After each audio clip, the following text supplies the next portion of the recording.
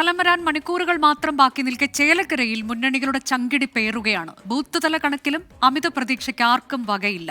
ഇതുവരെ കാണാത്ത ശക്തമായ മത്സരമാണ് ഇക്കുറി ചേലക്കരയിൽ ഉണ്ടായത്.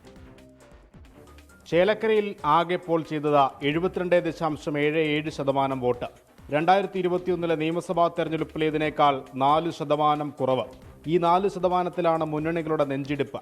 അവസാനവട്ട കണക്കുകൂട്ടലുകളിൽ കഷ്ടിച്ചു കയറിക്കൂടാമെന്നാണ് LDFന്റെ വിലയിരുത്തൽ. കഴിഞ്ഞ നിയമസഭാ തെരഞ്ഞെടുപ്പിൽ മണ്ഡലം LDF നിലനിർത്തിയത് 39,400 വോട്ടിന്റെ ഭൂരിപക്ഷത്തിൽ. ഇക്കുറി അതിനോടടുക്കാനാവില്ല. 10,000 മുതൽ 15,000 വരെ മാത്രമാണ് പ്രതീക്ഷ. ആത്മവിശ്വാസത്തിനപ്പുറം ജാഗ്രത കുറവുണ്ടായെന്നാണ് മുന്നണിയിലെ തന്നെ വിമർശനം. പോളിംഗ് ദിവസം വരെ വലിയ ആത്മവിശ്വാസത്തിലായിരുന്നു UDF. എന്നാൽ തെരഞ്ഞെടുപ്പാനന്തര വിലയിരുത്തലുകളിൽ അത്ര ഹാപ്പിയല്ല UDF ക്യാമ്പ്. 3,000 മുതൽ 5,000 വരെ ഭൂരിപക്ഷത്തിൽ വിജയിക്കാമെന്നാണ് പ്രതീക്ഷ.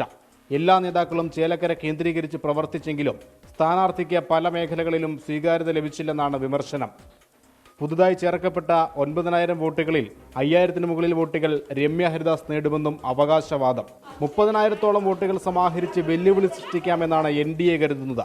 3%-ത്തോളം വോട്ട് DMK പിന്തുണയുള്ള NK സുധീർ നേടുമെന്ന് രാഷ്ട്രീയ നിരീക്ഷകരും പറയുന്നു. 24 ചേലക്കര.